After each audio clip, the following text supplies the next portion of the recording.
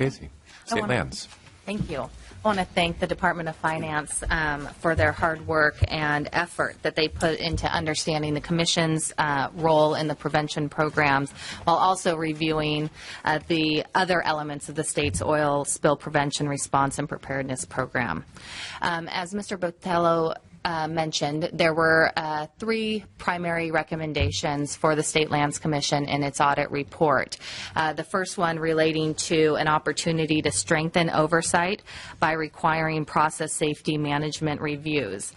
We believe that the Commission's Human and Organizational Factors Program has been successful in ensuring safe operations at marine oil terminals and at offshore platforms. However, we also agree that there is an opportunity to increase oversight and to strengthen this program.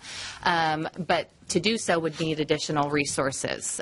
We have requested those additional resources, and that approval is pending. In terms of the second recommendation relating to our MOTEMS audits, at the time the Department of Finance reported that all of the high-risk terminals had been audits had been reviewed, and 70% of the medium-risk audits had been reviewed. As of today, we have reviewed 15 of the 17 medium-risk audits and are finalizing those last two, and we will then be moving on to the 11 low-risk marine terminals with the goal of completing all of those audits, review of those audits by December of this year. The audit also identified an increased role in terms of reviewing those audits on a more routine basis and enforcing the requirements of MOTEMS, which again will require additional resources. We have a request in for those additional resources, and that's also pending review. We have a number of marine terminals, obviously, that are currently in service of excess of 50 years. In the next 10 years, we anticipate overseeing the construction of at least 4 new marine oil terminals, major seismic rehabilitation of at least 15 existing terminals, and the demolition of at least 1. And in addition to monitoring compliance with these construction projects, we must also continue to track and assess audits and inspections of for compliance with MOTEM. So again, there's a lot of work to be done in relation to these marine oil terminals, and we will need additional staff to keep up with all of this in a way that is consistent with the recommendations from the Department of Finance. As to the third recommendation relating to communication and increased to improve efficiency and effectiveness between Commission staff and OSPR staff, and also between our two divisions. As I mentioned, we have two divisions, our Marine Facilities Division and our Mineral Resources Management Division, that work to protect state waters from spills. I cannot comment on the structural issues between OSPR and Fish and Wildlife. It's not our jurisdiction. It's not our expertise. What I can say is, in terms of our communication between OSPR, and I just lost my space. Excuse me. Between OSPR and the Commission, I have too many papers here. We are in communication with OSPR staff continuously. We obviously participate in their advisory committee meetings. We invite them to our customer service meetings with our marine terminal operators. They are very involved in the preparation and in the implementation of our biennial Prevention First program and conference. And so we have a very good working relationship with OSPR, I think, at this point in time. The example that the audit pointed out where finance staff didn't see much communication between Commission staff and OSPR staff was really a poor example to use, because that was a response drill. And as I mentioned in my previous presentation, the duties between OSPR and the Commission are defined by prevention, which is the responsibility of the Commission, and response preparedness, which is the responsibility of OSPR. So at that drill, we were observing the exercise and looking at ways to improve our prevention aspects, and not really contributing or participating in the response, because, like I said before, we don't typically engage in the response activities unless it's to help the administrator identify the quantity of the amount of oil spilled or whatnot.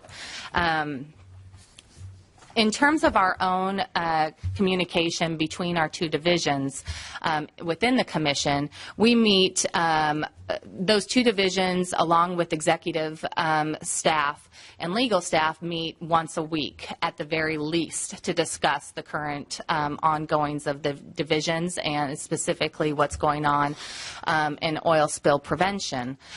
There's physically, those two divisions are headquarters are located in the same office building in Long Beach. They engage with each other regularly and keep each other abreast on different activities. So we believe that communication can always be improved to improve effectiveness and efficiency, and we're always continuously working to do that. But at this time, we also believe that there is a solid communication happening internally of the Commission, as well with OSPR and our other partners in oil spill prevention and response.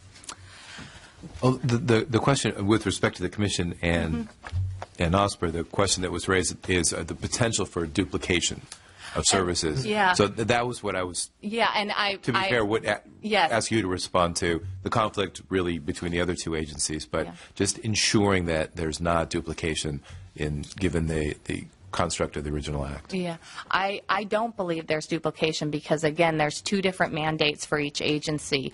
The Commission has a mandate of preventing oil spill, which is largely inspections and audits of the actual marine oil terminal facilities, the offshore platforms, and the marine facilities, and not involved in any form of response other than to identify in drills where things might have gone wrong in the facilities portion of that. All right, thanks. Mm-hmm. Would you like me to continue? Oh, please. Yeah, okay. I'm sorry to interrupt. No. Please interrupt. Yes, of course. I was also asked to mention what recent changes have occurred in light of recent spills.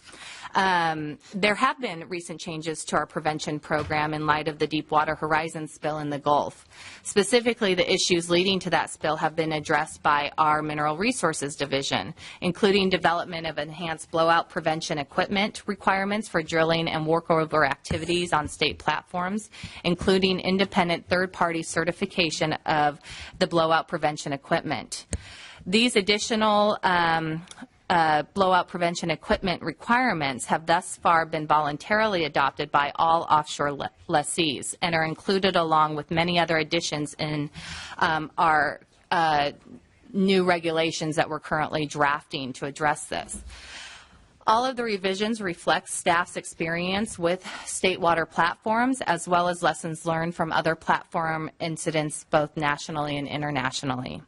The Costco Busan spill and that from the Dubai Star happened during operations obviously not under the jurisdiction of the State Lands Commission, and we did not participate in any of those response operations. And because we have never been requested to be involved in the response, our personnel are not trained in response policies, practices, or procedures. I was also asked during this presentation to discuss the effective use of Commission funding. In the interest of ensuring the Commission is using its funding in the most effective way, the Marine Facilities Division has an extensive database of our activities, including monitoring and inspection results, operations at marine terminals, and spill and accident investigations. The data is used to create information that provides us the analytical basis for making modifications to our rules, regulations, and enforcement programs. Our field activities are based on a priority algorithm that takes into account many factors, including the physical aspects of the terminals, vessels, and the commodities involved. Our Mineral Resources Management Division collects and analyzes inspection and incident data to evaluate trends in the effectiveness of its programs. Periodically, results are compared as appropriate with federal data to benchmark performance. Resources are allocated to areas of increased activity or where most critical.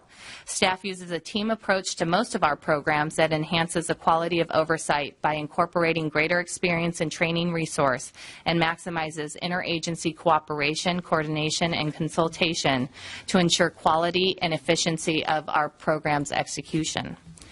We believe the best use of our OSPAF funding is to support our field operations to maintain our presence in the field, specifically at marine oil terminals and platforms, and conducting inspections and safety audits. That's where the personnel meets the facilities in order to ensure that there is preventative measures being taken place to prevent oil spills.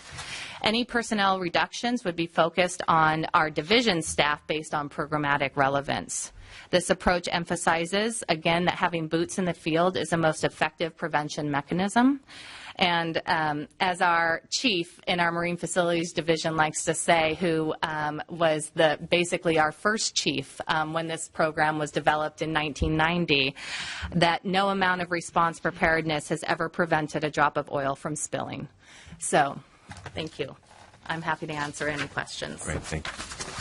Any questions from the committee?